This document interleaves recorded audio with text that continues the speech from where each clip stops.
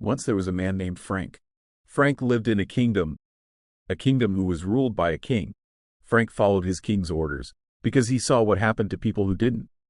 Frank's family was starving, just like the other families in the kingdom. The kingdom where Frank lived in was a dark place, and the only reason why he'd stay is because he was trapped, like the others. Frank went to try and find food somewhere, but he didn't have enough money to buy any. The food price was so incredibly high, probably because there wasn't any. But yet the abundance of food, for some reason, keeps going up and down. Frank went home empty-handed. When one of his children had died, the little girl had caught a disease, although the lack of nutrition in her body also probably killed her. But Frank had an idea. Maybe he could grow his own food. No, he can't. He doesn't have any money to buy any seed, and again, the kingdom he lived in was so dark. It makes it really hard to grow food, unless there was some kind of fertilizer. Then he looks at his dead daughter on the floor. He had another idea, a wicked idea that might finally help his family. He grabbed his daughter and stuffed her in a wooden barrel. Then he grabbed any kind of rotting plant he could find out of garbage bins and put that into the same barrel as his daughter, and then put a hood over her and let her set for months. The smell attracted animals and the king's attention, but that came in handy because he sometimes grabbed the animal and put some of its skin in with his daughter, and with the rest he would have stitched together to make clothing. Then he would sell the fertilizer of his daughter and other victims he could grab to farmers and teach his family his business. Life was finally worth living and somewhat joyful. But of course that couldn't be allowed in that kingdom. He brought up the food and brought down the prices so people could eat and have nutrition. That angered the king very much. So the king summoned Frank. Frank went to his king. The king told Frank that Frank had increased the food so that anyone and everyone could eat.